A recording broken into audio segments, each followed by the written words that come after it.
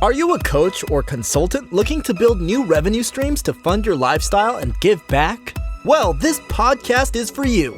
We bring you inspirational guests and solo shows sharing actionable tips to solve many of the struggles you face each and every day. And now, over to your host, Paul Higgins.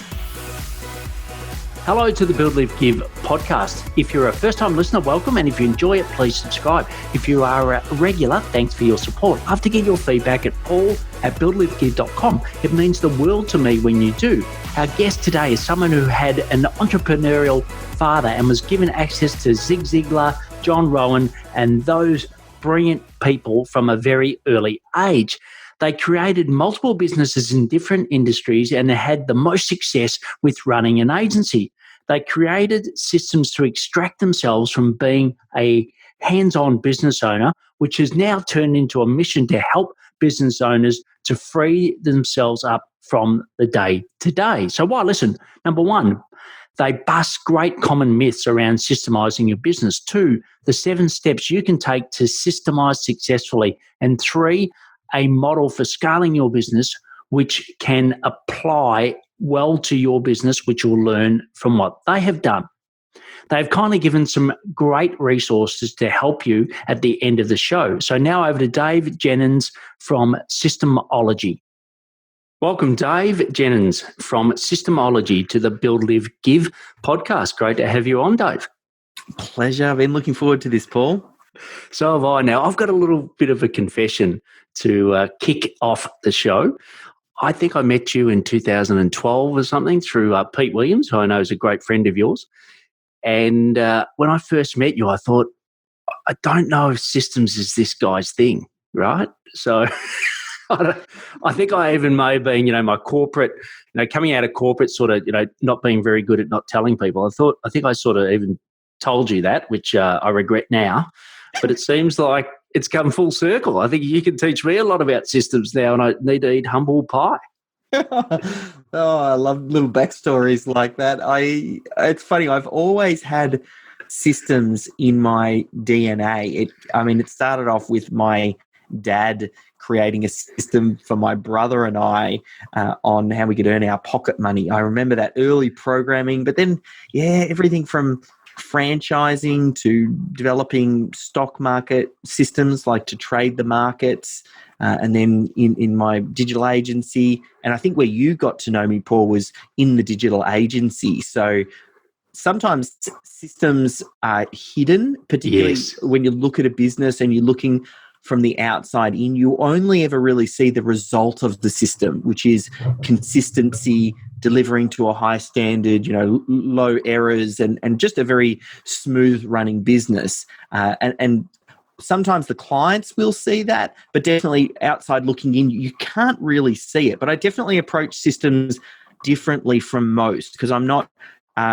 corporate like you. I've not ever worked in that space. I've always been in small business. So I think in terms of systems on really on the ground, small business, minimum viable product, where do you get started? Whereas you would have seen the more established systems, like you've seen the way that it works at enterprise level and growing, extraordinary large businesses. Yeah. And, and I was used to, Coke, which, 152 years old, they'd run some great systems. So, I definitely love your way, and that's why I'm very excited to have you on the podcast today, because I think the way that you do it, I look at it now as the swan. You're so calm and like, you're such a great relationship person, but there's a whole lot of work happening in the background, and I think that's perfect for the people that, are listening today. They want that. They don't want to be in the detail. They want that engine to do it for them. So we'll go into that in a bit more detail, but why don't we just get into something that your family or friends would know about you that we may not? I think something that isn't probably commonly known is that I came second in the Pan Pacifics for Brazilian Jiu Jitsu. When I was in high school, I was training for a martial art called Brazilian Jiu Jitsu, and incredibly passionate about it. And it taught me a lot about business and putting myself in uncomfortable situations and learning to become comfortable, being consistent and persistent, to really get good at something and master it. So there you go. There's something a lot of people probably don't know. Brilliant. And how many years did you do it for? I did it for 5 years, and then I took a big break, and I've just recently come back into it because I felt like that was a missing part to my life. I fell in love with it early on and just lost my way with exercise and all those things, just getting so caught up in business. And then I created a little bit more space and started to listen a bit more to myself and thought, I've got to get back into this. I loved it. Yeah, excellent. And what's the form where if you're ever overseas traveling and just on dusk, there's a whole lot of people doing a Brazilian martial arts that looks more like a dance. What's that called? That one's capoeira. There we go. Yeah, and it's they created it as a way to disguise that they were training martial arts, because it was they kind of positioned it as a dance, but really they were training. So yeah, that's an interesting one. Yeah, brilliant, great. Well, look, I know as well from what I know when we spoke that you never had that corporate background like I, which there's no path to success that works. But tell us a little bit how you started and what was your entrepreneurial journey. And I think a lot of that was sort of you were motivated by your dad as a business owner, as you said. Yeah, I think like a lot of business owners, or I suppose people that have just been entrepreneurs from day dot, they've tried a lot of things. So I've tried importing products overseas when I was in high school and marking them up and reselling them. I've owned a rock and roll clothing music store called Planet 13, which we had 3 retail stores. I was in a info product business where we were selling stock market education material, owned a digital agency, which gave me great visibility into hundreds of different types of businesses. Then most recently with System Hub and Systemology. So a lot of varied experience, everything from the bricks and mortar to online, oftentimes working with businesses at ground level. So that sort of growing through that first phase of getting product to market fit, making sure that you're getting raving clients, and then helping them to kind of move through to that scale. And I do find with sometimes when people think about systems and processes, they jump to things like McDonald's and Coca-Cola, and they think that's how to run a systemized business. And sometimes that actually freezes someone, because then they get overwhelmed with the amount of systems and processes and the level at which they need to create to. When I always say to them, look, the first thing that you want to do is think about where, let's say Coke, in your example, where they got started 150 years ago. When they got started, their systems weren't perfect. So you build your systems like Coke was back then and get started where they were, not where they are today. A lot of people compare to where the business is today, and that's really what is the big challenge. So a lot of varied experiences, a lot of little fun projects along the way. You mentioned our mutual friend, Pete Williams. He and I both had this fantastic idea to sell the Melbourne Cricket Ground, the MCG. That's how I got to know him. That was just a little fun idea that I followed, and he happened to do the same. And initially he was my arch nemesis, but then came to be a very good friend. So a lot of different things. We could probably go different rabbit holes depending on what grabs your attention. Well, look, I suppose the first thing I'd love to say is around those systems and always improving it. Because I know even at Coke, like you think, okay, the system's perfect 150 odd years, but it was always changing, especially in the sales. Production, less so, the back end, but certainly in the front end with sales, it was constantly iterating. And even now there's a lot of AI options coming out, and, it was constantly improving, and it was... it was never perfect. So I think that's a great analogy for your business. Just make it for what it for what's needed now, knowing that that's not going to stay forever. And as far as the MCG, I did hear you on a podcast mention, and I thought, well, hang on, I think Pete Williams did that. So just quickly take us through what you did versus what Pete did for the MCG. And for anyone listening, sorry, the MCG is our icon stadium in Australia. Unfortunately, at the moment, it's very empty. With COVID, no one can use it. But it's, I think, about 120,000 capacity stadium, and it's the home of our cricket, but most importantly, our Australian game called the Australian Football League, which is Aussie rules. So, tell me what you did versus Pete and how you became friends rather than foes.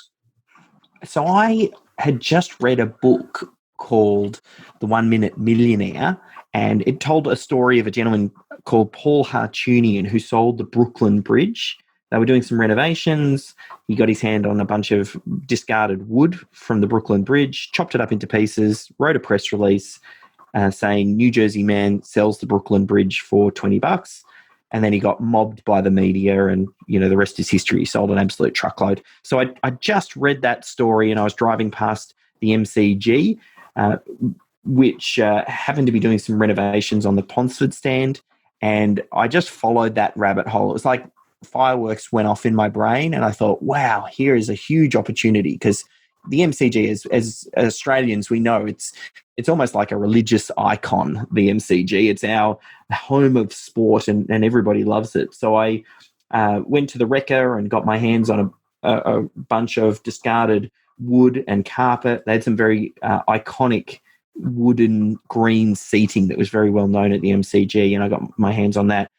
Wrote up a press release saying that Melbourne Man sells the MCG for $24.95, and then proceeded to chop up the wood and went down to Office Works, which is like our Office Max for people over in the US, and created these got some certificate paper and stuck the wood on that and basically mailed it out with a photo. When I sent the press release out, I got on TV, radio, newspapers, magazines, like the media picked it up and they loved it. And it just so happened that there was another gentleman, same age as me, and the media got us confused and started thinking we were one and the same because we were the same age with this brilliant idea of selling the MCG, and that other person was Pete Williams. And initially, yes, my arch nemesis, I thought, oh, that Pete Williams. And then our paths kept on crossing at different events and things like that, and formed a really good friendship. And I had him come and do a reading at my wedding, and our wives say how similar we are, and he's just a great bloke. So it's funny, I think maybe that learning came from the Brazilian Jiu-Jitsu. Like, it would have been very easy to think that was an awkward and uncomfortable situation and something to be avoided. But I did quite the opposite. I leaned into it, and then I realized that there was something there. And I think that's probably something I quite often do. Rather than avoiding something, I'll really lean into it. And they're usually where the biggest opportunities happen and the best friendships come from those sorts of things. Yeah, brilliant. And have either of you ever declared who was first out of the blocks? Oh, I definitely was. Okay. There you go, Pete. It's public again.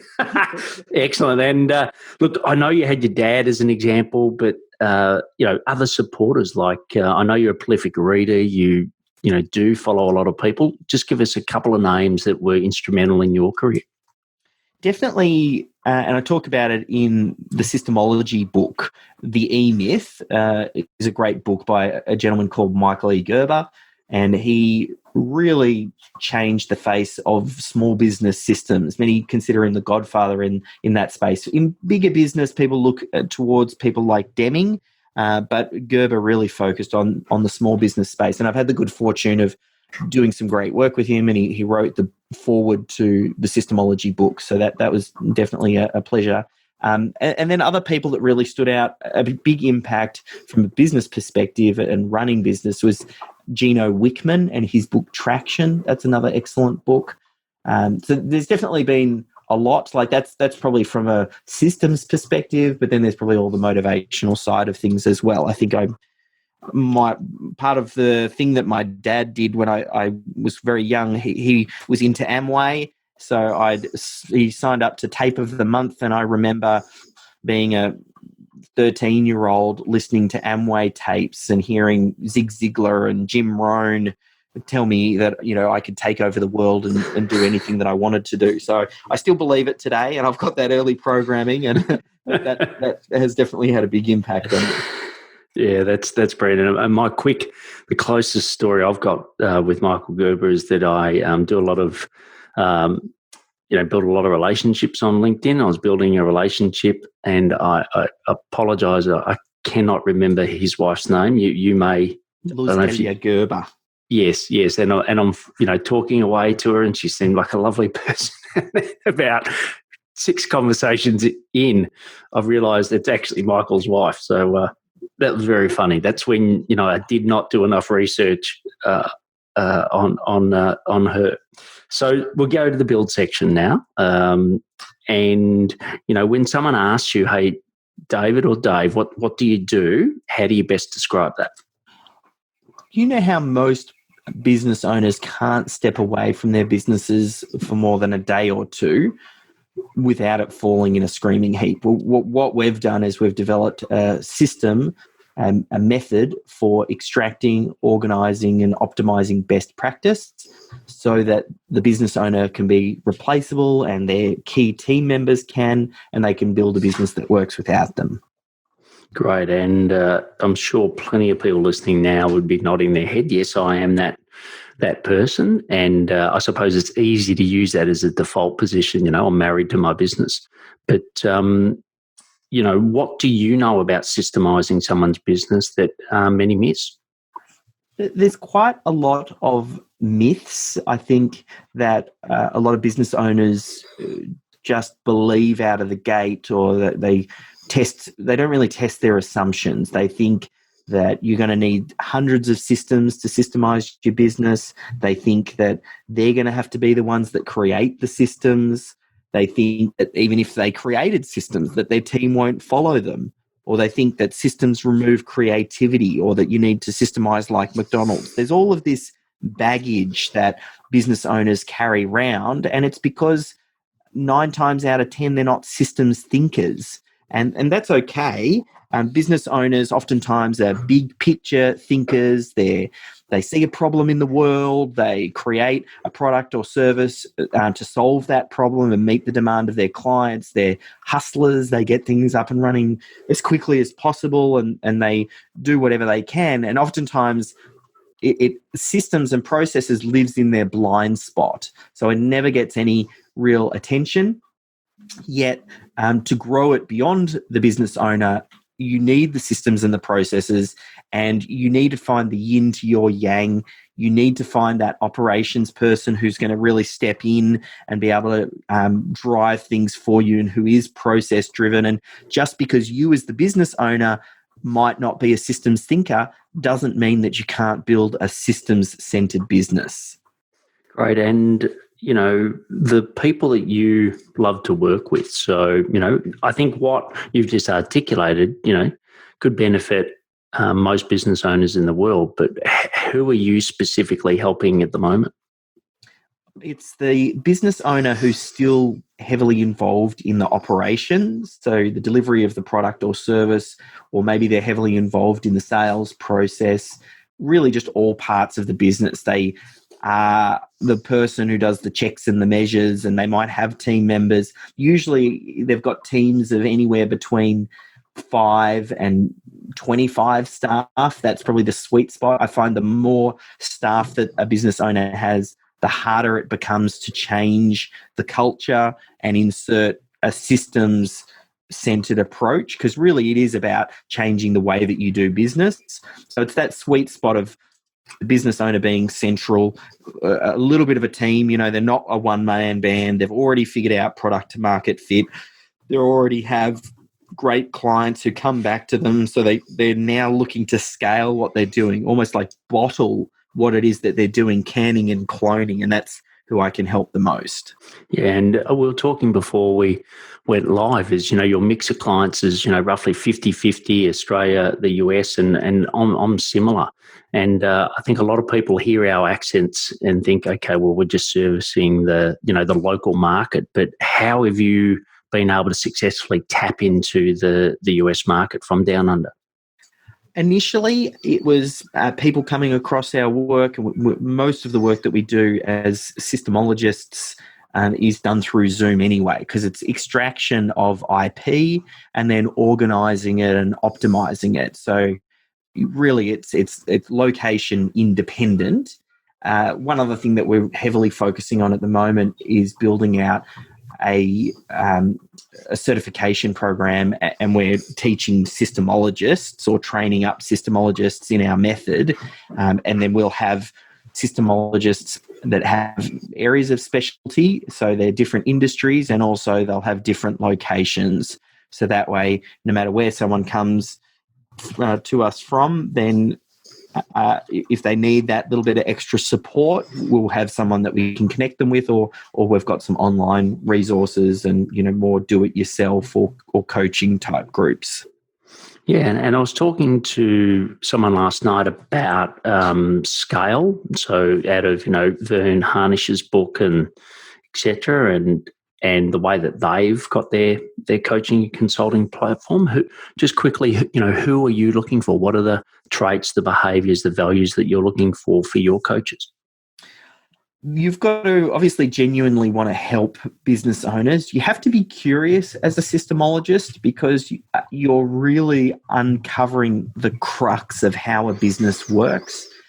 You're not really a business coach, because it's more about capturing what it is that they're currently doing. You're not looking to re-engineer. You might partner with area specialists who can help re-engineer systems and processes, but as a systemologist, you're really just capturing best practice on what they do. So oftentimes it's accountants, bookkeepers. There are some business coaches as well who want to kind of add that as an extra little tool inside their toolkit. We have some exit planners that are quite interested in the method as well, because they kind of groom businesses for sale. But you want to have, good attention to detail, some good business experience, just so you can understand and appreciate all the departments, and be passionate about systems.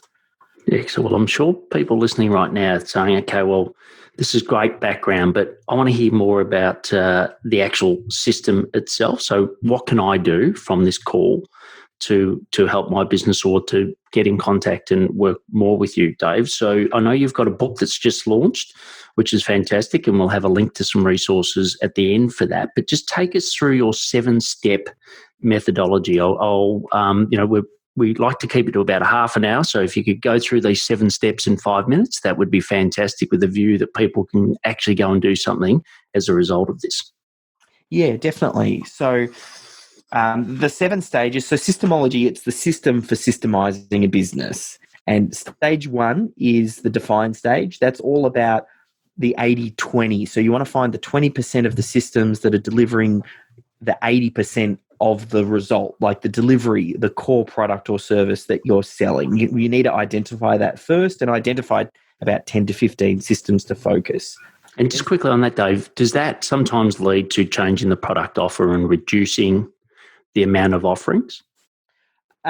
Usually I say with systemology, we're not looking at re-engineering anything in business just yet. We first want to capture what you're doing, but to really focus, you think in terms of who is your dream client. So the person who pays you advertised products and services, who comes back, who refers friends and family, and who you enjoy working with. So think of them, then think of what would be the first best product that you would like to sell to them. That would be a great introduction to your products and services and what it is that you're doing. Like, what is that gateway product? Focus on that first, and first build all of your systems around that.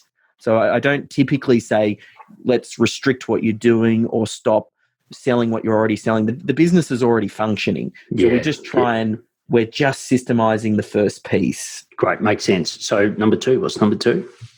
Number 2 is to assign. So this is all about then identifying, well, if stage 1 is about figuring out what those core 10 to 15 systems are, stage 2 is, well, where does this knowledge reside? Whose head is this already trapped inside? Maybe you've got a salesperson, maybe you've got your admin person, maybe you've got some operations people, or whoever it is. Preferably, we like to get the business owner out of this as much as possible, but we just identify where those systems and that knowledge exists. That's stage number 2.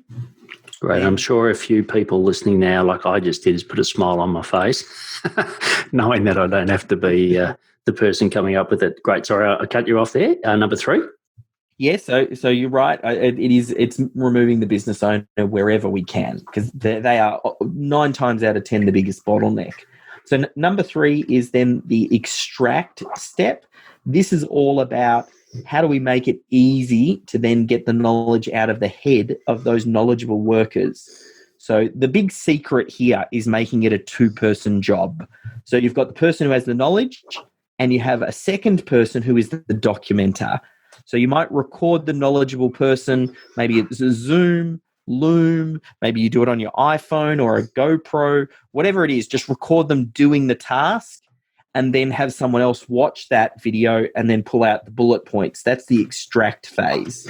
Yeah, I think that's so powerful. And, I always, for the processes that we do, the exact same approach, and then get a third party to go and implement to test it. Right, so that the person that doesn't do it every day is the person that's actually implementing. So I think it's a brilliant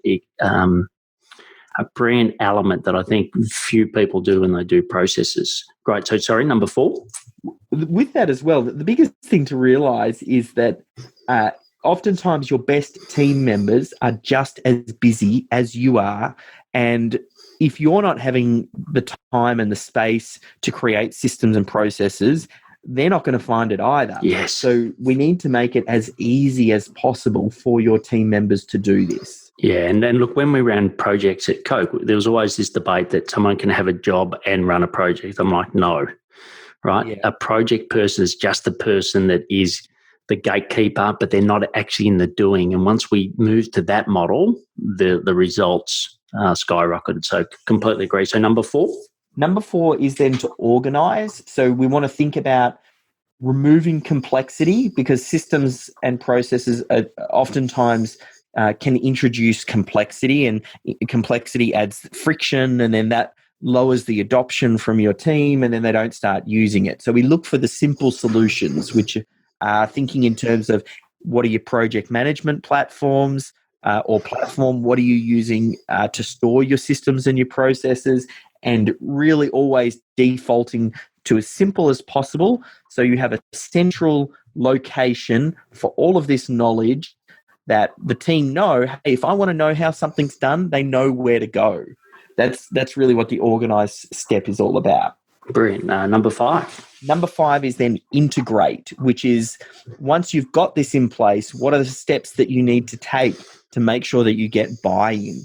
Now, you're going to get some team members that are going to join with you and start early in the process, like through these first few steps.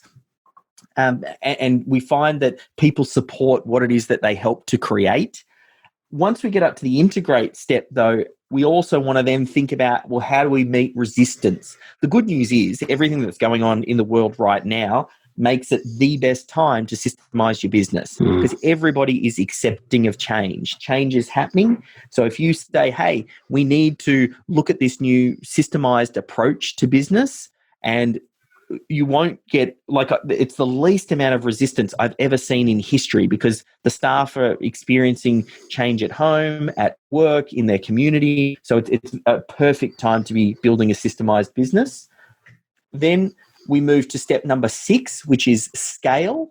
Scale is all about identifying, well, what are the other systems that you're going to need to scale your business? So if step 1, we really focus on the critical client flow, which is the steps that the business goes through and that the client goes through for selling and delivering that core product or service.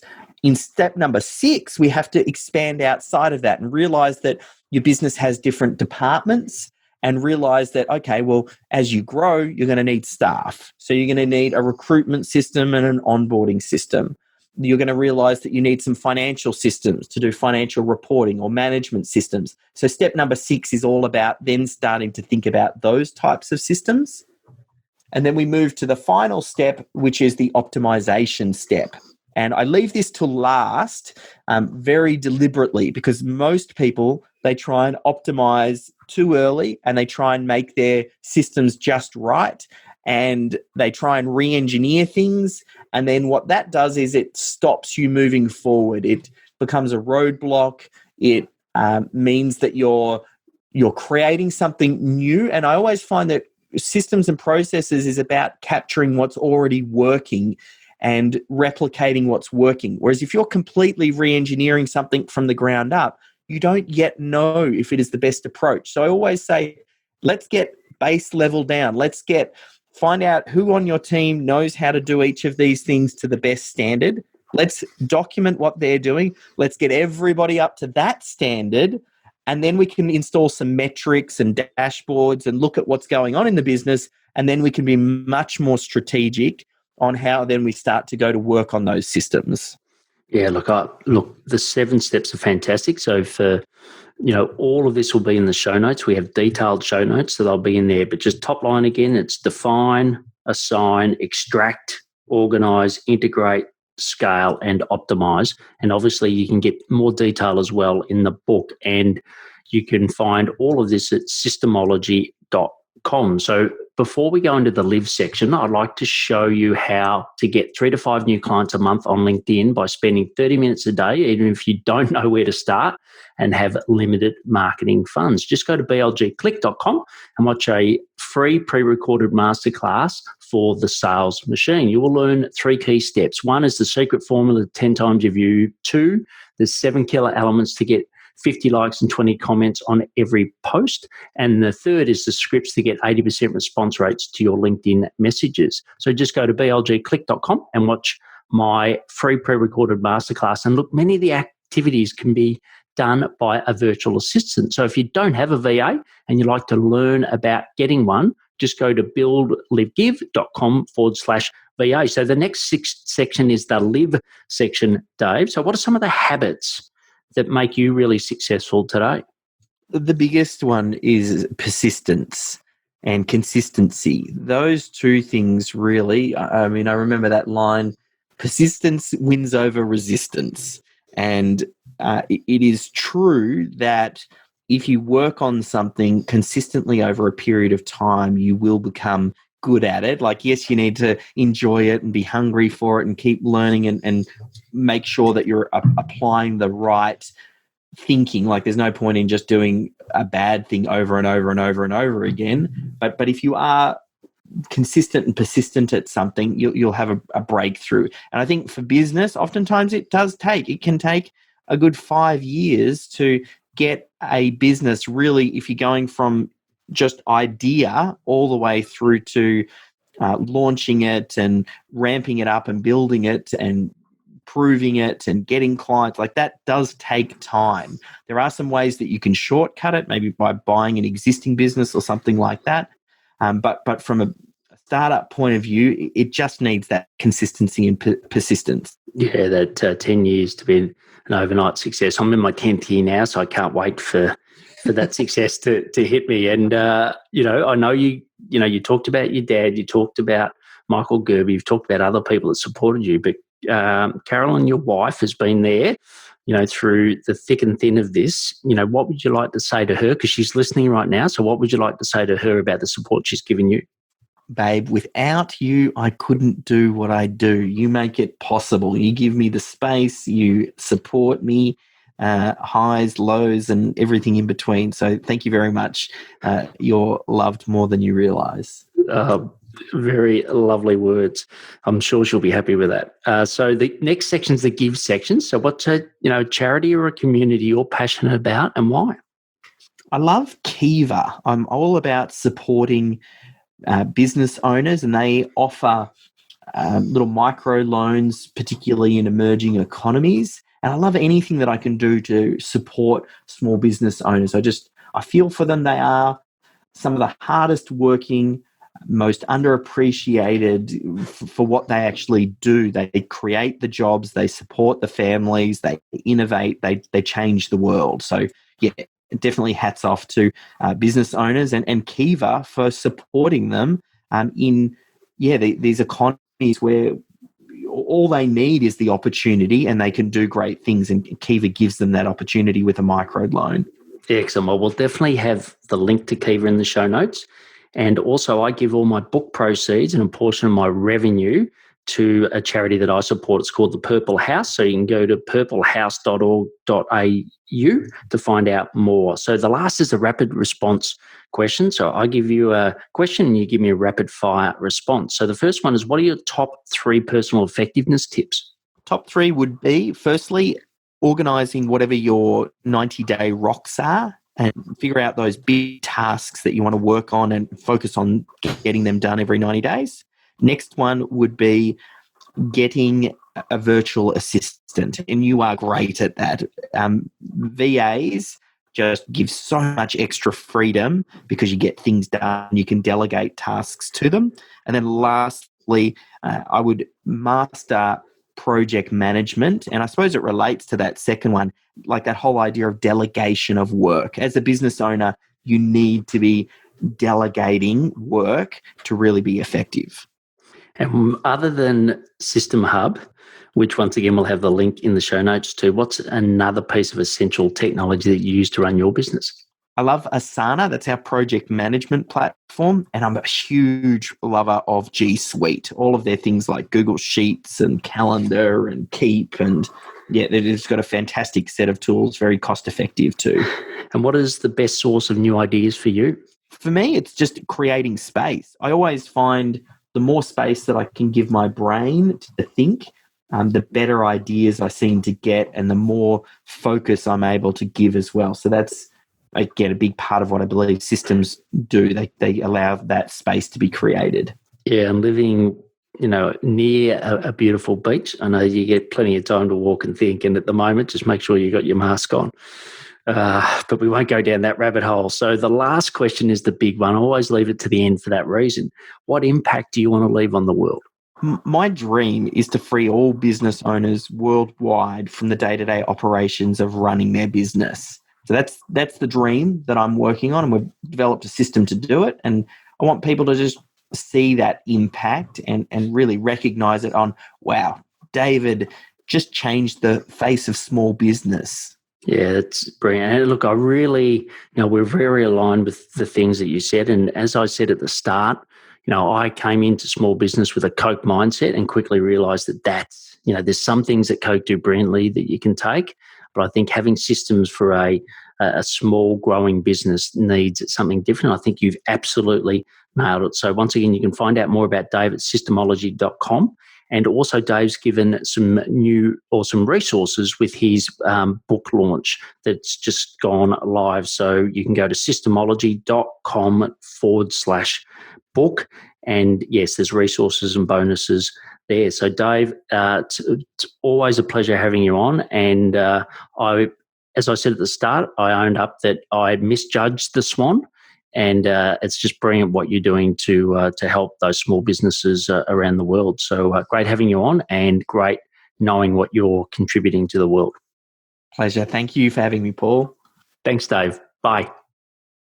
I really enjoyed this podcast and interviewing Dave, and I can see that my views around systems from 8 to 9 years ago have become very much more in line with Dave's approach. I think he's got a brilliant approach, and it's very much around the methodology, not the tool, which I also enjoy. You can get all the show notes at buildlivegive.com. I'd love to know, what is your biggest takeaway from Dave? Please share on your socials mentioning Dave.